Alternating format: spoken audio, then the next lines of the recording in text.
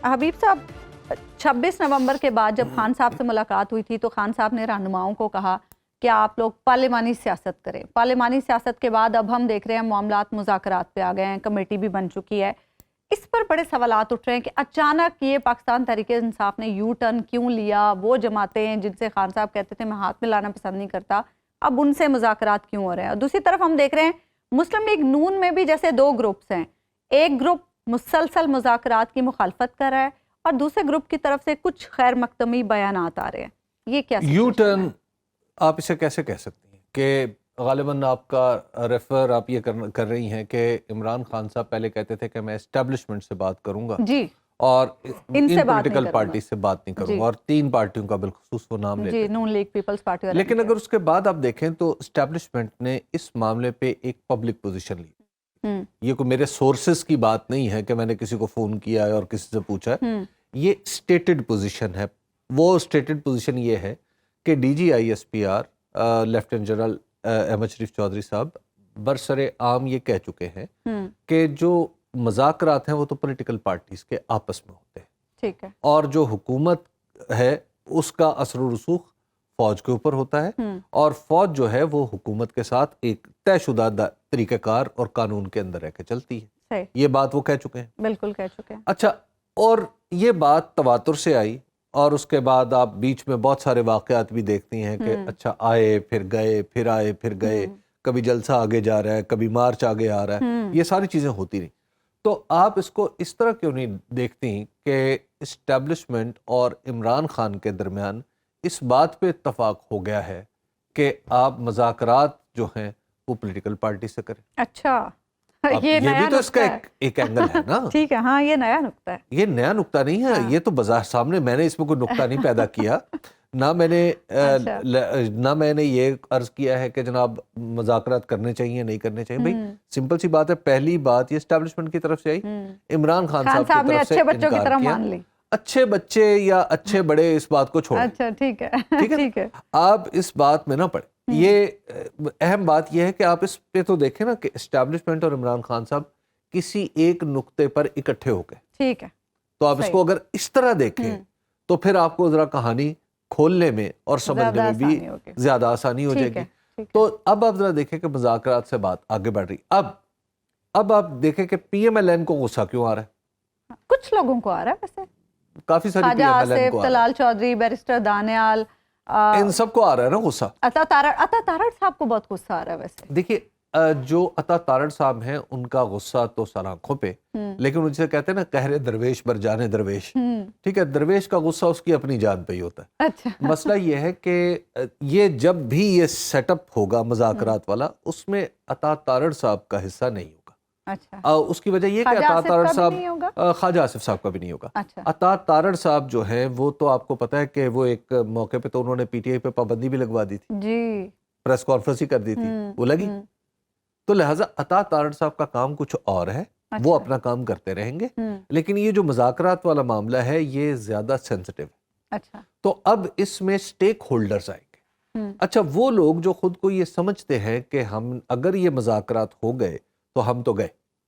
اچھا, دیکھیں نا بھائی, سمپل سی بات ہے کہ اگر اسٹیبلشمنٹ اور عمران خان کے درمیان ایک نقطے پر اتفاق ہے کہ مذاکرات پولیٹیکل پارٹیز کے درمیان ہونے چاہیے, تو اور پولیٹیکل پارٹیز کے درمیان مذاکرات ہو رہے ہیں, تو جو آگے لوگ ہیں, جو نقطہ میں نے آپ کو اخذ کر کے خدمت میں پیش کیا ہے, وہ سیاستدان ہیں, وہ تو مجھ سے کہیں زیادہ سیانے ہیں. اچھا, انہیں یہ نقطہ سمجھ نہیں آ رہا ہوگا.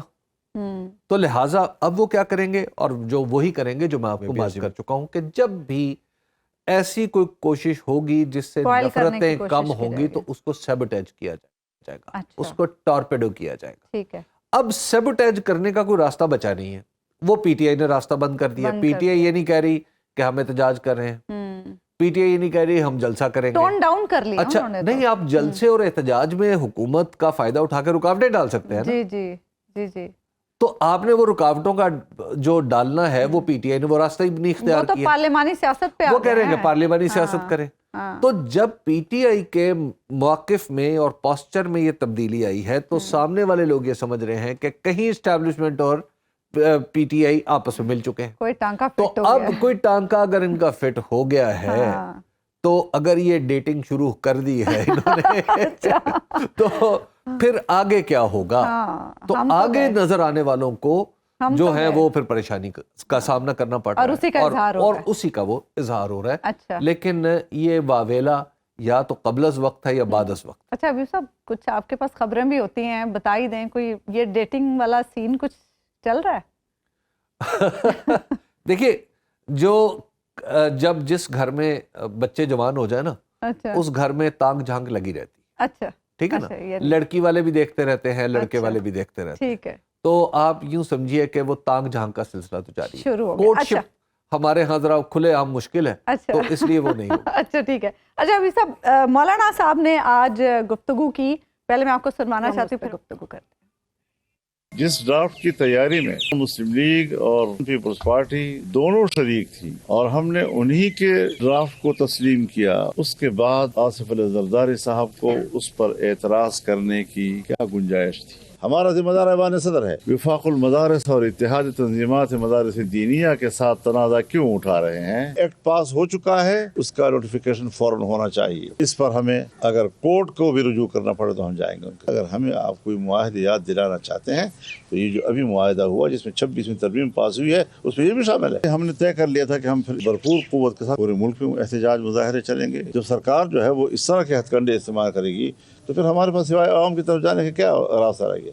جی حبیب صاحب، مولانا کا شکوہ صرف صدر مملکت سے ہے اور وہ عدالت جانے کی بھی بات کریں، احتجاج کا تو وہ پہلے ہی کہہ چکے ہیں. دیکھیے جو یہ معاملہ ہے مجھے سمٹتا ہوا دکھائی دے رہا ہے. اچھا اس کی وجہ یہ ہے کہ مولانا فضل الرحمان کی طرف سے جو آج ان کی آپ انداز گفتگو ملاحظہ فرمائیں تو اس میں آپ کو لگتا ہے کہ بہت سارے مسائل شاید حل ہو چکے ہیں. بڑا ٹھہراؤ جی. تھا. اور پھر کیونکہ یہ جو معاملہ ہے نا، ابھی آپ نے اپنے ابتدا میں بتایا تھا کہ ایک اجلاس مشترکہ اجلاس جی میں جی بلایا بالکل، جا 16 رہا ہے. دسمبر مشترکہ اجلاس کا وعدہ محترم بلاول بھٹو زرداری صاحب نے مولانا فضل الرحمان سے کیا تھا اور مولانا فضل الرحمان کو کہا تھا کہ میں اس بات پہ مجھے افسوس ہے کہ یہ کام اس طرح نہیں ہو سکا جس طرح طے پایا تھا، لیکن اب ہم مشترکہ اجلاس بلا کے اس غلطی کا ازالہ کر دیں گے. تو مولانا اب انشور کر رہے ہیں کہ وہ جو وعدہ ان کے ساتھ ہوا تھا کہ مشترکہ اجلاس کا، اور مشترکہ اجلاس ہو اور پھر اس میں وہ سارا کام ہو جائے